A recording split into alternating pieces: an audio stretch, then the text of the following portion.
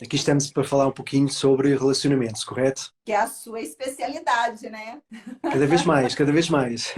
Isso é muito legal. Hoje em dia, com tantas coisas acontecendo no mundo da internet, quando a gente encontra uma pessoa com uma experiência real, realmente é um grande diferencial. E a gente vê através do seu trabalho, dos seus posts, essa experiência. Eu fico muito honrada de estar aqui com você, com o meu público, com o seu público, e a gente vai conversar um pouco aqui, né, sobre relacionamentos integrais. Com Conta certeza. pra gente o que é relacionamento integral desde o seu ponto de vista. Para mim, integral é uma palavra que também significa completo, não é? Onde a palavra-chave que eu utilizo sempre é a palavra saudável, não é? Ou seja, eu não acredito em relacionamentos perfeitos, porque também não acredito em pessoas perfeitas, mas na imperfeição de cada um e de cada relacionamento existe uma perfeição. E essa perfeição nos leva realmente a podermos conseguir enxergar um pouquinho do que é a evolução da nossa própria consciência. E os mestres espirituais, por exemplo, dizem muito que a vida é uma escola, mas os relacionamentos são uma universidade, porque são realmente aquilo que potencializa mais o nosso desenvolvimento como seres humanos, nos coloca muitas vezes em situações de desconforto, de desafio e nos obriga, de alguma forma, a tomarmos decisões que muitas vezes não tomaríamos se estivéssemos numa posição mais confortável.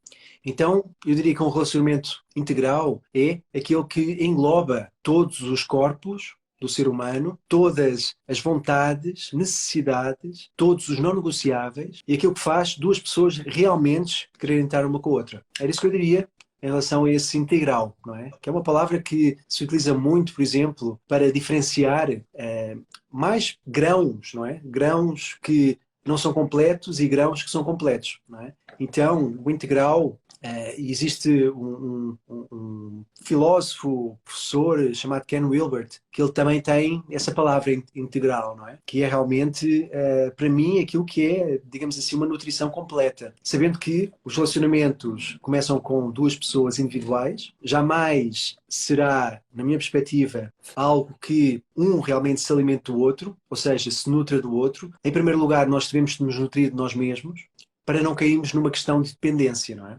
E eu isso acho que é um fator muito importante de um relacionamento dito, não é? Pelas suas palavras, integral. Porque aí duas pessoas realmente se juntam para compartilhar algo, não para sugar ou depender ou estar à mercê, não só emocionalmente, mas também mentalmente, muitas vezes fisicamente ou também financeiramente, não é? São, digamos assim, os quatro campos da dependência que duas pessoas podem criar num relacionamento. Então, acho que é mais ou menos isso que eu viria nessa questão do integral.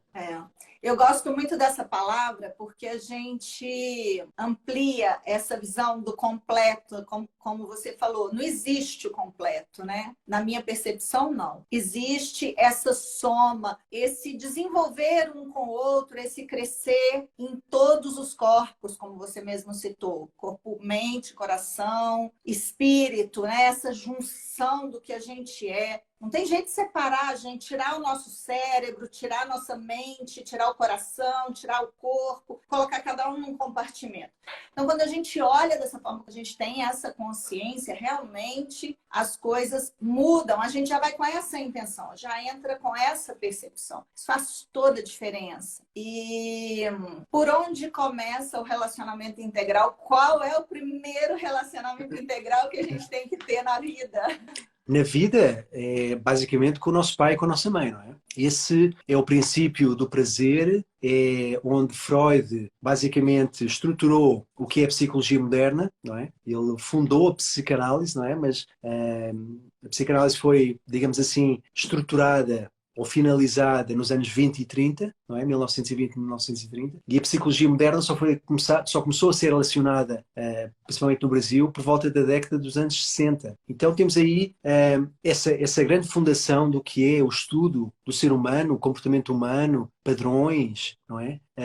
Que começou com o Freud e ele realmente explicou de uma forma muito clara, muito sucinta para mim, que é essa questão de nós levarmos connosco, principalmente naquela idade dos 0 a 7 anos, toda uma estrutura emocional através da relação com o nosso pai e com a nossa mãe. E tem muito a ver também se é um menino ou menina, porque a menina tem realmente um vínculo muito diferente com o pai do que com a mãe e vice-versa para o menino. E se essa relação realmente não teve as fundações para criar um equilíbrio emocional dentro da criança, a pessoa pode ter 90 anos e ainda vai carregar essas... Eu diria que muitas vezes são percepções, não são muito experiências, mas são percepções daquilo que foi vivido, sabe? É muito comum, por exemplo, na minha clínica, pessoas chegarem com uma percepção daquilo que foi a realidade de um trauma de infância, por exemplo. E aí é preciso ter um discernimento muito grande para perceber o que é que realmente é verdadeiro nessa percepção. Porque muitas vezes é realmente uma percepção. Então temos que analisar e, se for possível, temos que realmente ouvir várias partes para tentar compreender realmente qual é que é a fundação de um trauma. Mas, de qualquer forma, não estou a invalidar que as percepções sejam verdadeiras, principalmente da pessoa que é traumatizada. Mas, no entanto, se essas relações que nós temos na infância eterna com o pai e com a mãe não foram bem resolvidas, elas vão se arrastar para o resto da vida. E, por vezes, não só na idade dos 0 aos 7 anos, mas também na idade de latência, que é, no fundo, essa idade dos 7 aos 12, 13 anos, onde a criança está a sair para o mundo, está-se a tornar um adolescente e começa a perceber que essas percepções eram ou não verdadeiras, consoante aquilo que ela começa a analisar, que são os padrões reais do pai e da mãe. Porque nessa idade dos 0 aos 7 anos, a criança assimila e sente tudo consoante a relação que vive no seio familiar, não é? Então, não é o pai que está a ter uma discussão com a mãe, é ele que está a ter uma discussão consigo mesmo, sabe? E isso cria realmente um grande conflito. E muitas pessoas me dizem, então, mas se eu não tive um pai e uma mãe, como é que é?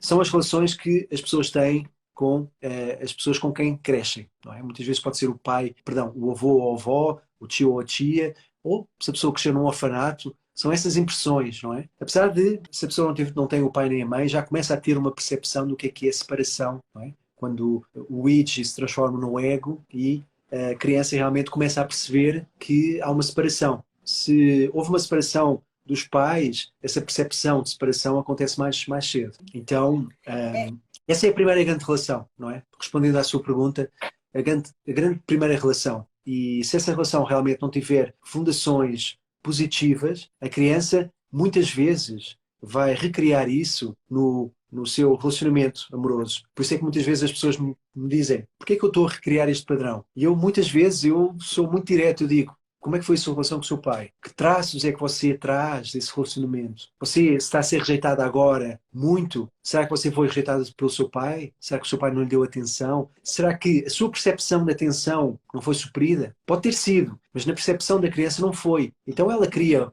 um sentimento de abandono, de rejeição, de carência profundas. Então, todas as linhas, no final das contas, falam a mesma coisa, né? De forma diferente. Dentro da visão sistêmica, nós somos 50% pai e 50% a mãe. Geneticamente falando, biologicamente falando, e aí vem emocionalmente falando, né? Então, quando a gente soma dentro dessa fala sua, quando a gente não tem o pai, quando a gente não tem a mãe, a gente busca lá a referência do avô, da avó, a gente carrega de alguma forma o pai e a mãe dentro da gente. Então a gente pode começar a se olhar, né, dentro dessa visão sistêmica, você começa a olhar para você e fala assim, bom, uma parte vem de um lado, né, às vezes como referência o avô, então o avô paterno ou materno ou avó, enfim, então meu pai era mais ou menos isso aqui, minha mãe era mais ou menos aquilo ali. E a gente vai somando essas informações e vai identificando cada vez mais quem somos. Porque a primeira relação, o primeiro relacionamento, na realidade, que a gente precisa ter de uma forma muito saudável é com a gente, né, Pedro? A gente precisa olhar para a gente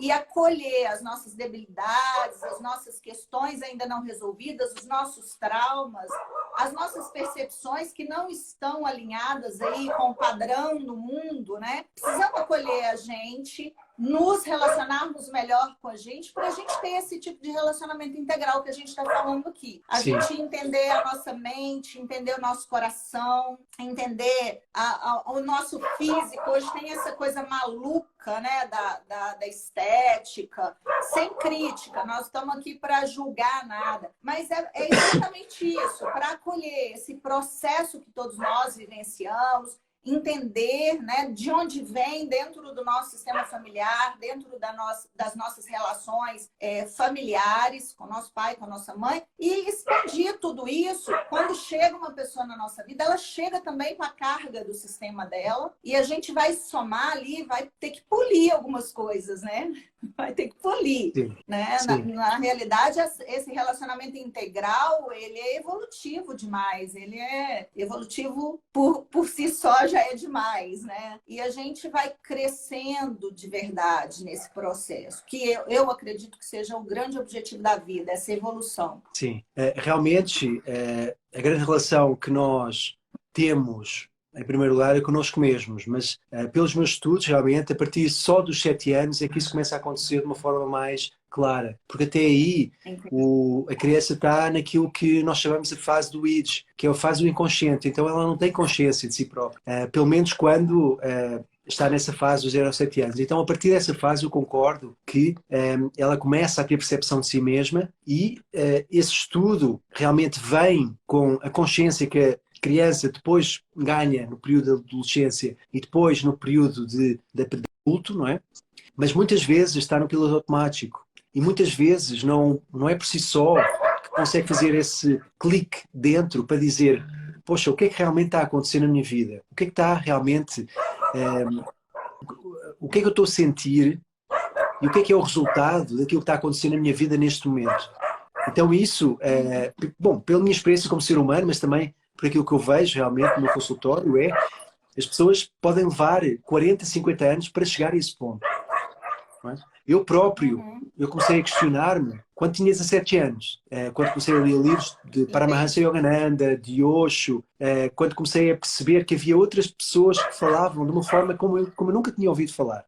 Já tinha ouvido falar os políticos, os meus pais, os meus avós, os meus professores, os padres, não é? Porque Portugal vive basicamente numa vertente muito católica, apostólica romana, e isso, quando eu comecei a ler esses pensamentos do Oriente, eu comecei a perceber que havia pessoas que tinham uma visão completamente diferente do mundo. E era tão diferente que ocupava muito mais população do mundo do que propriamente aquilo que eu vinha aprendendo. Então eu aí comecei a acordar, por assim dizer. Mas é um acordar muito lento, é um acordar muito dissimulado. É um andar de formiguinha mesmo, sabe? E isso faz com que eu ainda hoje, com a idade que tenho, que já tenho mais de 40, com terapia, não é? Eu faço terapia, apesar de ser terapeuta, eu próprio faço terapia, com dezenas e dezenas e centenas de horas de meditação e de cursos de espiritualidades, cursos de tantra, cursos de movimento, cursos de bioenergética, de rebirthing, de renascimento, portanto, tanta coisa, eu ainda sinto que tenho um grande trabalho a fazer, uma grande caminhada a percorrer. Então, essa capacidade de nós olharmos para nós mesmos acontece muitas vezes quando as pessoas têm algo na sua vida que é traumático. Comigo, inclusive, foi o divórcio dos meus pais, quando eu tinha 15 anos. Isso foi uma fusão, eu diria que ao nível molecular, que aconteceu dentro de mim. Que eu tive que assumir uma vida completamente diferente, que eu não estava habituado. Não é? Então, isso fez-me começar realmente a ver a vida com outros olhos. Mas há pessoas que, por causa do piloto automático, por terem 18 anos e terem que escolher uma profissão, terem que escolher uma faculdade, terem que escolher passar 3, 5 anos, 7 anos um trabalho, esse piloto automático não permite que as pessoas saiam dessa visão da caixinha. E muitas vezes só acontece com realmente uma situação traumática. Então a pessoa ou tem um divórcio, ou tem uma separação, ou tem uma doença, ou é despedido do seu trabalho, ou há uma crise económica e fica sem dinheiro, ou o seu negócio fale, vai à falência. Então, estamos a viver numa sociedade que permite isso, não é? Que enfim, eu vou utilizar esta palavra, que esse adormecer da consciência aconteça até uma idade tão longínqua, não é? Tão tão tardia. Mas aquilo que eu digo sempre às pessoas é que nunca é tarde. Nunca é tarde para começar a questionar. Nunca é tarde para começar a colocar as coisas em prática. Nunca é tarde para ler livros, como eu tenho aqui muitos, livros que realmente instigam a consciência a acordar, a ter assim um haha, sabe? E é um começo, não é? E eu continuo a dizer, apesar de eu sentir que já cheguei muito longe, eu sinto que cheguei ao fim de uma camada. Tal como Buda falava da flor de lótus, não é? Ela começa a abrir, mas até abrir na sua completude, há muitas camadas que têm que ser atingidas, não é? Também há a célebre metáfora da cebola, não é? Ou seja, nós descascamos uma camada da cebola, mas existe outra, existe outra, existe outra. E é quase infindável. E por isso é que muitas pessoas me dizem, como eu já cheguei muitas vezes à conclusão, o caminho espiritual não é fácil, mas parece que é pior do que antes de se fazer, antes de se começar. Essa investigação, mais vale estar adormecido, porque custa menos, é menos desafiante. Uhum. Mas é fundamental para mim. Pela minha experiência foi e é. Com certeza. E é exatamente isso que a gente está falando, né? Essa junção do emocional, do mental, do físico, do espiritual. Quantas coisas vão se completando, né, Pedro? O quanto as coisas vão trazendo essa sensação de estou avançando mesmo, que é tão importante para a gente, é tão importante para o ser humano. Algumas pessoas falando aqui que guardaram, né, o que aconteceu lá na infância, o que se passou com os pais, e acaba repetindo dentro da visão sistêmica. A gente trabalha também essa questão do padrão inconsciente que a gente absorve. Ô Dani,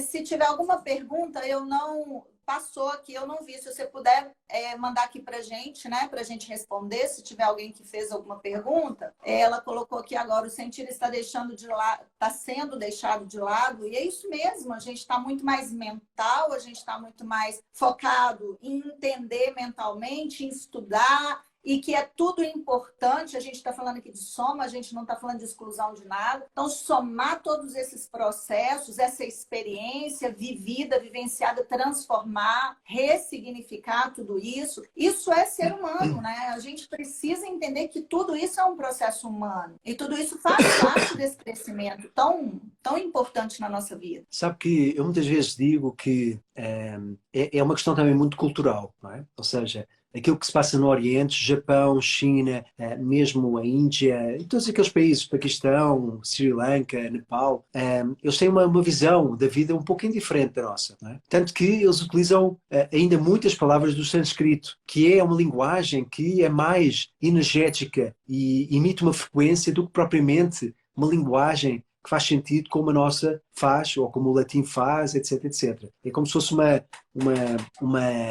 linguagem que fosse ligada realmente a tocar aquilo que vai dentro do nosso ser a nível energético, do que propriamente fazer a entender duas pessoas numa linguagem, não é? E aquilo que eu vejo é que enfim, eu digo isto muito de uma forma não isolada e ao mesmo tempo não separada, mas pelo aquilo que eu vejo, nós vivemos numa sociedade um pouco doentia, um pouco saudável, sabe? E nós somos indoctrinados quase a acreditar que nós temos que ter a casa X, o trabalho X, temos que ter o salário Y para fazer as férias ali, para comprar aqueles bens materiais, para ser feliz. Então, aquilo que eu vejo é que muitos que não veem essa felicidade nesse padrão começam a questionar onde é que está a sua própria felicidade. E isso leva com que as pessoas consigam ver que não está naquilo que veem e naquilo que está na sociedade. E aquilo que eu sinto que é essa grande questão é a felicidade. Não é? Ou seja, não importa quanto você ganha, desde que você seja feliz. Não importa onde você viva, desde que você seja feliz. Não importa o corpo que tem, desde que seja feliz. Então, aquilo que temos que resgatar hoje em dia, na minha visão, claro, é aquilo que nos faz feliz, muito mais do que aquilo que a sociedade faz-nos acreditar que é a felicidade.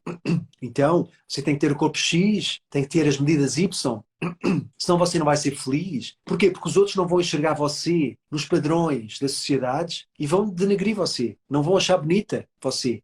E sejamos muito francos, tem muito a ver com não só a cultura, mas também com o tempo onde vivemos. Eu lembro-me que nós temos um ditado lá em Portugal que é gordura é formosura. E se eu me lembro, por exemplo, das...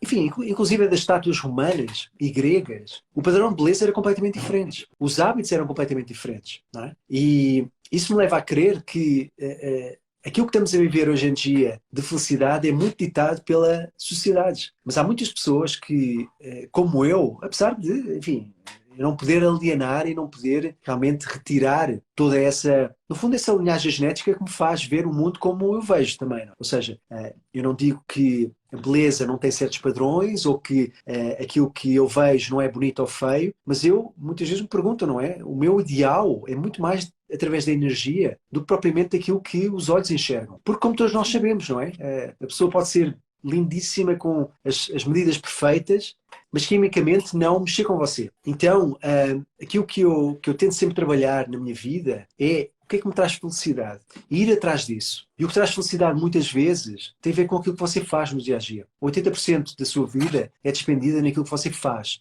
a nível profissional. Esse devia ser o primeiro grande foco. O gerenciamento emocional devia ser o grande foco. Gerenciamento financeiro devia ser o grande foco. Gerenciamento de relacionamentos devia ser o grande foco. Tudo aquilo que não se ensina nas escolas hoje em dia, para mim, devia ser o grande foco. Porque isso é que vai preparar você a atingir um grau de felicidade. E aí não interessa o que você faz, desde que você seja feliz. Sabe?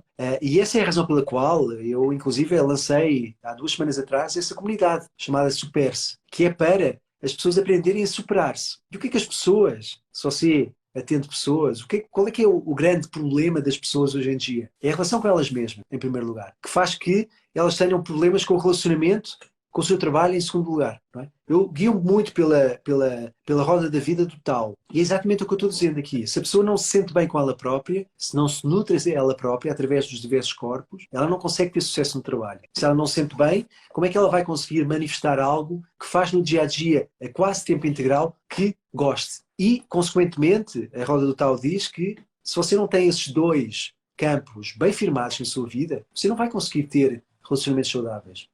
Então, a sociedade consegue bagunçar tudo, não é? E por isso é que eu não tenho nada, enfim, não é que não tenho nada contra, eu tenho muito em contra, mas aquilo que vende mais hoje em dia são coisas que não são saudáveis. E eu pergunto-me porquê. Os McDonald's da vida, Coca-Cola, não é? As pornografias da vida, porquê é que vende tanto? Não, não devia, mas porquê? Porquê é que vende? Fica a pergunta, não é? Eu sei a resposta, não é? Mas eu já dei a resposta também. Mas fica a pergunta porque se as pessoas se focam nesse tipo de, como se diz em inglês, dopamine rush, ou seja, essa inundação de dopamina imediata por aquilo que você come ou ingere, nem que seja a nível sensorial, a nível dos sentidos, não é? Visualmente, por exemplo, o que é que você está fazendo com a sua vida?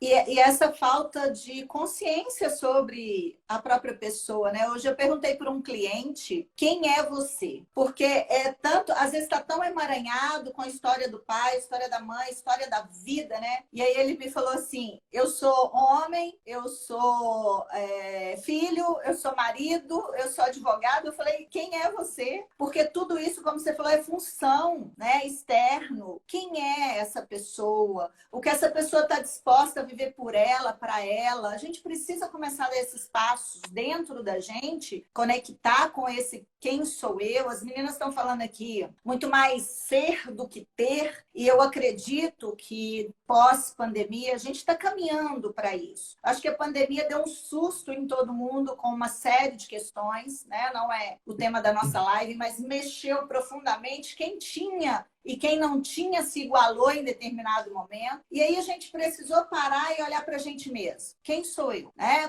Quais são os recursos que eu tenho, independente dos meus bens financeiros, da minha casa, do meu carro? Porque até isso não resolvia muito. A gente estava impedido de sair de casa, a gente estava impedido de se relacionar, de conversar com outras pessoas, ou seja, a gente não estava vivendo. Na realidade, eu sinto a pandemia como um corte no início, e depois sim a gente foi entendendo, foi adaptando, foi valorizando, reconhecendo, né, o quão importante é se relacionar. A gente precisou se relacionar mais com a gente precisou se ver em vários níveis que a gente não se via. E eu vejo que não tem fórmula mágica, né? Mas alguém falou aqui, a gente precisa sim de processo terapêutico, a gente precisa da condução de um profissional para enxergar. Você falou que faz terapia, eu também faço. Eu, um bom profissional, falo isso em todas as lives, quando tem um terapeuta, eu tenho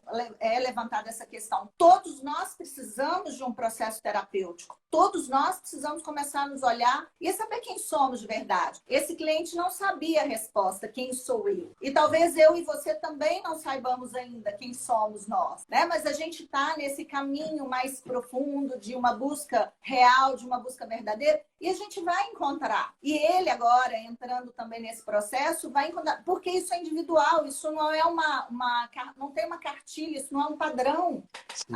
Encontra, a gente acessa quem é a gente assim, assim, assado. Não. É à medida que a gente vai se abrindo, avançando nessas camadas que você falou em algum momento, né? Abrindo as pétalas da nossa flor de lótus e avançando o tempo inteiro. Tem uma pessoa falando aqui, a Lu Fernandes, se relacionar com nós mesmos para depois nos relacionar com os outros. E o profissional, sim. Falei e indico sempre esse profissional. É isso aí. Precisa mesmo ter uma condução. A gente tem pontos cegos, né, Pedro? Nós temos muitos pontos cegos. Então, eu não consigo ver, eu preciso de apoio, você precisa de apoio, e todos nós aqui precisamos. Com certeza.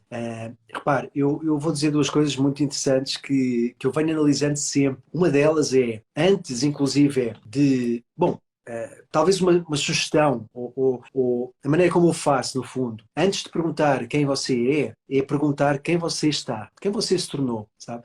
Eu vou-lhe dar um exemplo muito simples, e é exatamente aquilo que eu digo em relação à indoctrinação das sociedades. As pessoas perguntam qual é o seu estado civil, e as pessoas dizem, eu sou casado, eu sou solteiro. Mas por que não a pessoa dizer, eu estou solteiro e eu estou casado? Tá? A pessoa não é casada, a pessoa está casada. Sabe? Pelo menos em Portugal, inclusive, nós usamos sempre o estar. O estar é o sentir. Então, o que é que você está? O que é que você se tornou? Não é? O que é que você está hoje em dia? Porque se você quiser saber aquilo que você é, você tem que ir por um viés que complementa aquilo que você se tornou. E quando você faz a pergunta o que é que você se tornou, aí a pessoa é óbvio, eu tornei-me isto, isto e isto, inclusive é pai e filho. Eu tornei-me pai e filho, sabe? Mas ao mesmo tempo, eu estou pai e filho por um tempo determinado. Isso vai terminar. Isso vai acabar. Não a nível energético, não a nível de amor, mas a nível de título, sabe? Então as pessoas, por exemplo, quando são perguntadas, me fala um pouquinho sobre você, me fala um pouquinho sobre você. E a pessoa diz, eu sou X, sou casado, sou solteiro, faço isto, faço aquilo. Não, mas e você? Não é? Então esse resgate daquilo que nós somos tem que realmente ter as perguntas certas, sabe? E tem que ser abordado de uma forma que instiga aquilo que, por exemplo, os mestres Zen na China e no Japão faziam, inclusive na Índia, que eram os koans. O koan é, não sei se você sabe, na cultura do Zen budismo inclusive, é uma pergunta que não tem resposta analítica, sabe? Então, por exemplo, eu tenho uma espiritual que um dia me colocou este seguinte koan. Eu estava dirigindo e ele perguntou, quem é que está dirigindo? Eu disse, sou eu. E ele, mas quem é você? Então, a resposta não pode ser mental, não pode ser analítica. Nós temos que encontrar uma forma diferente de responder. E é um processo muito profundo, extremamente profundo. A segunda questão que eu queria colocar é essa questão de o terapeuta, ter um terapeuta que o acompanha. Eu acho muito perigoso hoje em dia você ir para uma academia e começar a levantar peso sem ter noção daquilo que está a fazer. Mesmo que você não contrate um personal, convém que o personal faça um programa para você seguir com as indicações certas, com os movimentos certos, para você não machucar o corpo. Não é? Para você se alimentar de uma forma nutritiva, você tem que sair do padrão da maneira como foi educado. Se você seguir a maneira como foi educado a nível alimentar, você vai se tornar uma pessoa que muitas vezes não enxerga aquilo que realmente está a fazer. Então você tem que ir a uma dietista, um nutricionista, a um médico e ter um seguimento. Porque ninguém nasce com a noção das vitaminas necessárias, as proteínas, os aminoácidos e tudo aquilo que faz com que o sistema se mova e se nutra de uma forma saudável. Não é? Então nós temos que aprender. E aí vem a tal célebre palavra que é o ego. O ego faz-nos acreditar que nós sabemos tudo. E quem questiona aquilo que nós sabemos está-nos a desafiar. E o que é que nós fazemos quando estamos desafiados? Nós vamos para a luta. Temos aqui o cérebro reptiliano que nos leva para a luta ou a fuga, ou o congelamento. Então nós estamos instintivamente a fazer as coisas de uma forma mecânica, de uma forma que não paramos de pensar, mas porquê que eu estou a comer isto? E repare, eu tive sorte, eu não me questionei dessa forma. Eu tornei-me vegetariano quando tinha 21 anos, no ano 2000. E eu aí comecei a perguntar-me porquê que as pessoas faziam o que faziam. Porque eu estava dentro de um grupo espiritual. Então eu perguntei, mas porquê que vocês são vegetarianos? E aí veio uma explicação, não é? A nível energético, mas também a nível de fisiológico. E eu aí disse, nossa, acordei, eu quero ser vegetariano. E a partir daí comecei a ser vegetariano. Então, eu digo que tive sorte, mas também me coloquei na posição de ter sorte. Ou seja, a sorte não me caiu no colo, eu fui atrás dela. Não é? Foi um desencadeamento. Não sei o que seria de mim hoje se eu não tivesse tido essa experiência, se eu não tivesse ido atrás disso. Mas a uma dada altura da minha vida eu ia me questionar. Como eu me questiono sobre tudo. E é isso que eu, no meu consultório, nos meus processos terapêuticos, nos processos de coaching que eu também tenho, desenvolvimento pessoal, de mentoria, empreendedorismo inclusive, eu coloco essas questões nas pessoas. Porque você está a fazer o que faz? E se você está feliz, vamos passar a pente fino essa felicidade e vamos ver o que é verdadeiro dentro dela. Você está feliz ou você é feliz? Vamos ver, vamos questionar. Não tem nada de errado questionar. Não é? Perguntar não ofende, como se costuma dizer. O problema é que as pessoas não conseguem fazer isso sozinhas. E ainda bem. Mas é ainda bem. Porque aí são compelidas a procurar ajuda. A menos que o ego seja muito forte, aquela pessoa cabeçuda, que não aceita ajuda, que está cada vez mais a perder energia, está definhando energeticamente, sem saber, não se sente feliz porque também não tem energia, sente-se cansada, não consegue dormir, não tem vontade de se alimentar de uma forma saudável, e está a lutar horas e horas a fio durante o dia por um trabalho, por um salário, para agradar os clientes, para agradar o chefe, para agradar a empresa que ganha milhões com os seus serviços e está-se a matar. E isso não é saudável. E eu não julgo, porque as pessoas realmente entram em situações que são bem complicadas. Eu não estou a julgar, mas eu só estou a dizer, vamos questionar. E às vezes é preciso colocar a pergunta certa. Eu digo que isso não é viver, isso é sobreviver. A gente ainda não tem perspectiva de vida num nível desse, com todos esses pontos que você citou aí. A gente está distante dessa questão vida, né? O que é vida, no final das contas? É essa reflexão, esse parar para pensar. Por que eu ainda não estou vivendo? Para que eu vivo? Porque nesse nível que você citou, isso para mim é sobrevivência. É o básico, está ainda, né, nos detalhes da sobrevivência, sem olhar para essa necessidade, corpo, mente, coração e espírito que a gente está falando aqui. Está olhando para um lado, para dois, para três, mas ainda não olhou para as 4 áreas, para essa integração. E eu vejo que o nosso processo, o nosso trabalho de todos os terapeutas é extremamente importante com a gente mesmo e com outros, já que a gente se propôs a fazer esse trabalho, é um servir, e é um servir a gente também. A gente precisa expandir essas experiências, né? Você falou das suas experiências de estar vegetariano desde há 21 anos, falou isso? Há 22 anos. Eu comecei no ano 2000. 22 anos. Em 2015, eu estive na Índia. Foi uma experiência inacreditável, né? E a questão da vaca ser sagrado trouxe uma outra consciência também. Isso me trouxe para um outro patamar, dentro de mim e fora. Toda essa soma que a gente busca, no final das contas, na realidade, para mim, Pedro, é a vida. A gente precisa se conectar com a vida, de verdade. Estar entregue, presente, pertencente à vida. E esse caminho, ele é um caminho, sim, interno. Uma coisa que me incomoda muito hoje, não sei se para você é assim também, gostaria até de te ouvir, é essa coisa dos padrões. Faça ponto 1, ponto 2, ponto 3, ponto 4, ponto 5, que a sua vida vai mudar. Faça isso, isso, isso e isso, que você é uma pessoa integral. E eu estou usando provocando esse pensamento.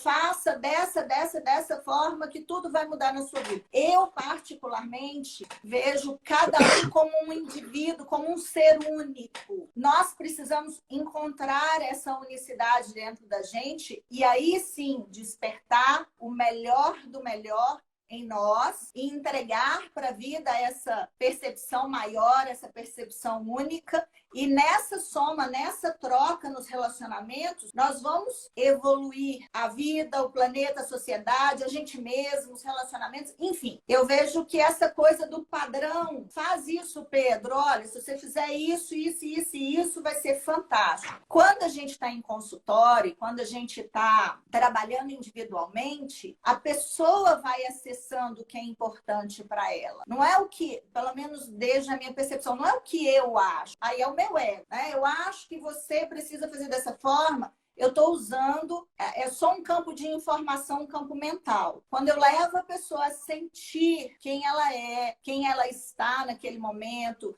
e o movimento interno dela, isso vai levar ela para um próximo nível. Isso sim faz parte desse crescimento, desse desenvolvimento pessoal que a gente tanto fala. No início, quando eu comecei, eu tenho uma base coach também, as pessoas falavam a gente precisa sair do ponto X e ir para o ponto Y. Sim, mas quais os recursos que você tem, que são únicos, que quando você chegar nesse ponto Y, você está realmente feliz, realizado, integrado no seu nível. Não é mais feliz do que eu, não é feliz igual a mim. É feliz dentro das suas perspectivas, dentro do que você busca, dentro do que faz sentido para você. Então, eu gostaria até de te ouvir aí um pouco sobre essa fala, né? Eu acho que nós estamos aqui para trocar, está sendo ótimo. As meninas estão adorando, o pessoal está adorando. Tem muitos comentários aqui. A Dani deve estar juntando tudo isso aí pra gente. Mas está uma troca muito legal. Não dá vontade de parar não, viu, Pedro? Olha, eu vou dar um exemplo. Você falou em Índia. Eu vivi na Índia durante um ano, 2003, 2004. Eu vivi num ashram. Vivi num ashram, numa escola espiritual, do mestre espiritual de Osho. Fiquei lá o ano todo. Só me ausentei 3 semanas para ir ao Nepal, fui a Katmandu, fui a Pokhara, para renovar o visto. Só para manter, não é? Dentro da Índia durante esse tempo todo. E aquilo que é a primeira coisa que você começa a fazer dentro de um ashram é realmente uma escola espiritual, é como se fosse um monastério. É a desconstrução do ego, não é? Então é a desconstrução de um objetivo. É a desconstrução de que a vida tem um propósito maior do que o conhecimento interno. Então você faz coisas completamente aleatórias e mais viradas para a logística e a manutenção do espaço. Limpezas, cuidar das pessoas, limpar o chão, limpar os banheiros, tomar conta da casa, sabe? E isso é muito, muito difícil para o ser ocidental perceber, porque nós estamos habituados exatamente a essa questão de onde é que está a pílula mágica?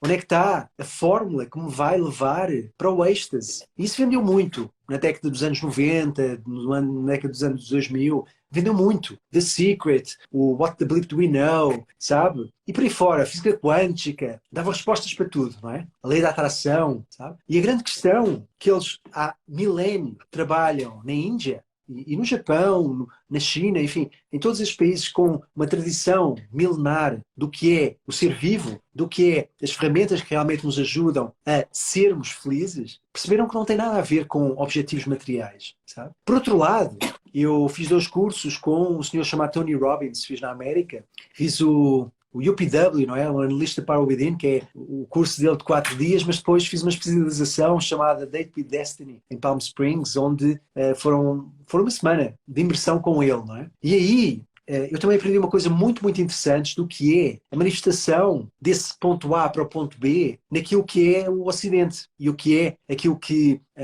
nós consideramos o sucesso a nível profissional, digamos assim. E ele dizia uma coisa muito interessante, que talvez você entenda, que é, pelas pesquisas que ele fez e por todo o trabalho que ele desenvolveu, os recursos que nós temos, principalmente aqueles que são externos, contam nada ou muito, mas não são relevantes para a manifestação da nossa realização pessoal. Então o que ele diz é que os recursos que temos internos, a nossa visão, a nossa postura para com os desafios da vida, a maneira como nós encaramos os desafios e os superamos, as questões internas, mentais e emocionais, isso é que vai fazer com que a pessoa tenha sucesso ou não. Por isso é que pessoas que não tinham recursos nenhuns, tinham 0 de dinheiro, tornaram-se multimilionários. E aqui no Brasil existem milhares de casos, não é? Então, em primeiro lugar, quando as pessoas me falam dessa questão dos passos, e eu tenho vários passos, há várias metodologias que eu criei, onde eu digo, olha, faça estes 4 passos, não é? Eu, por exemplo, eu falo muito desses 4 passos para lidar com carência, rejeição e sentimentos de abandono. Porque para mim faz-me sentido esses passos da forma como eu explico e que realmente fazem sentido, não é? Mas quando a pessoa me diz assim, por exemplo, olha, eu quero fazer terapia consigo, em quanto tempo eu me vou recuperar? Em quanto tempo eu me vou sentir bem? Eu digo, olha, não existem fórmulas mágicas. Não existem pílulas mágicas. E é isso que a sociedade nos faz acreditar que existe. Então a pílula mágica é aquele carro, é aquela casa, é aquele relacionamento, sabe? É aquele salário, aquele nível financeiro e você vai estar sempre atrás de chegar lá. E o que é mais curioso, porque não é a maioria, mas a minoria que chega lá percebe what is going on. Ou seja, o que é que está a passar aqui que eu não estou a sentir-me feliz. Eu faço muita analogia, por exemplo, do esportista, que ele passa anos e anos e anos, horas e horas e horas para chegar ao pódio. Ele chega ao pódio e tem um dia, uma semana de glória e de sensação de êxtase, que depois vai diminuindo. E se ele não mantém esse ponto alto na sua carreira, ele vai inclusive cair no esquecimento. Então, onde é que os Federers da vida, os Nadais da vida, não é? Os grandes profissionais dos esportes, onde é que eles vão encontrar essa felicidade a longo prazo? Então, por não existirem pílulas mágicas, por não existirem fórmulas mágicas, e se tentam vender esse tipo de linguagem, fuja.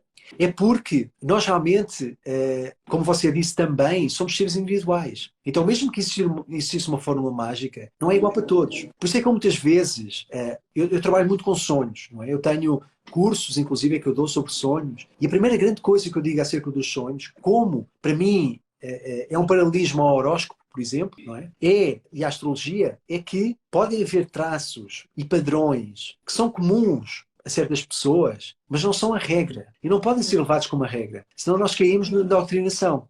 E a doutrinação leva ao dogmatismo e nós começamos a acreditar em coisas que não são verdadeiras. E depois não nos questionamos. Então ficamos embaranhados e completamente bagunçados nessas ideologias. E graças a Deus, hoje em dia, por causa da internet, há uma revolução de informação. Então nós podemos ir atrás da informação. Ok, a pessoa diz isto, agora vou ver se é verdade. Deixa-me eu questionar.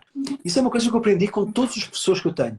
E o último, que é um professor de psicanálise, o Dr. Milton Scarlatti, ele próprio, não é? Ele é mestre em medicina tradicional chinesa, é psicólogo, é psicanalista, dá curso de psicanálise na clínica dele, enfim, no instituto dele, e ele diz sempre o mesmo. Se me pedem uma opinião sobre uma coisa que eu não tenho a certeza e que não sei, que não estou dentro da matéria, eu digo, olha, me dê uns dias para eu tentar perceber qual é que é a resposta assertiva, sabe? Então, há coisas que eu já cheguei à conclusão que são verdadeiras, não é? A maneira como nós devemos encararmos uns aos outros, a maneira como o amor deve ser expresso, no fundo, o que é que são relacionamentos saudáveis, no fundo, o que é o bom e saudável nutrição de nós mesmos, sabe? Há coisas que não vale a pena estar a discutir infinitivamente, porque são óbvias já.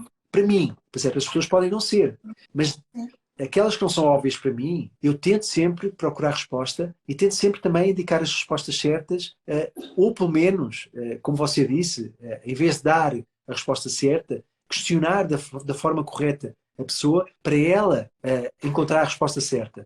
É o essencial, né? E o essencial, às vezes, é muito mais simples do que a gente imagina. Com um pouco de tranquilidade, bons ouvidos, né? A gente precisa ouvir de verdade o outro, olhar para o outro com o olhar de quem precisa ouvir mais do que falar, né? E começar a entender. Colocaram aqui, uma pessoa falou, a gente tem que tomar cuidado porque a internet tem muita informação, tem muita coisa boa, mas também tem muita coisa que compromete aí, a gente sabe disso. E o que nós estamos fazendo aqui hoje é apoiar as pessoas a terem um pouquinho mais, ampliar um pouco mais essa visão. Eu costumo dizer o seguinte, que tenhamos olhos para ver como nosso grande mestre pediu, né? Que a gente tenha ouvidos para ouvir, olhos para ver, que a gente acesse desde o nosso coração de verdade, precisa. A informação, ela é importantíssima, mas o excesso de informação também emaranha, também confunde.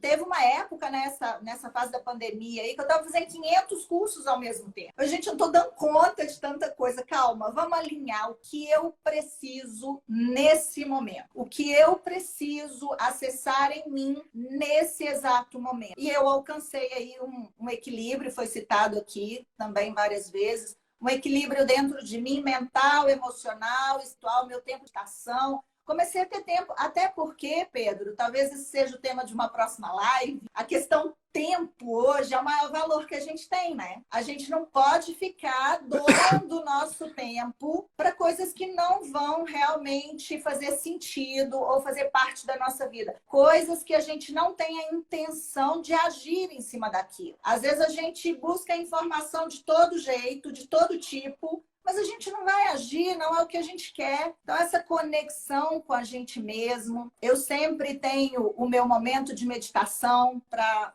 me perguntar, para perguntar, né, para o meu eu superior, fazer essa conexão do que é importante para mim nesse momento de vida, o que eu realmente quero fazer, que me mostre com esses olhos que às vezes a gente não consegue enxergar, tá além dos nossos olhos físicos, né? Tá muito no nosso inconsciente, baseado na nossa história, nas nossas experiências, e vira padrões, e a gente acha que só isso é a verdade, não é a verdade é muito além de eu tô vendo às vezes, a verdade é algo muito mais profundo, mas é a realidade que eu tô vivendo ali. Eu preciso diferenciar a verdade e a realidade, começar a trabalhar em cima desses conceitos. E eu tô muito, muito, muito feliz de ver a quantidade de comentários, de ver as pessoas participando, de estar compartilhando com você e recebendo um pouco da sua sabedoria, que é realmente... Eu tenho um conceito, conhecer é uma coisa, não é um conceito meu, mas é um que eu absorvi. Conhecer, ok, ótimo, perfeito, tem muita gente que conhece, mas sabedoria é trazer esse conhecimento para o coração e falar desde esse ponto, né? Falar, nossa fala, nossa boca está entre o coração e o cérebro, ou seja, eu preciso falar unindo as duas partes. E você é uma pessoa que faz dessa forma. Inclusive, foi isso que chamou a atenção da Dani, que chamou a minha atenção, né, no dia que a gente conversou. Eu estou muito agradecida. A gente tem mais de 1 hora já de live aqui.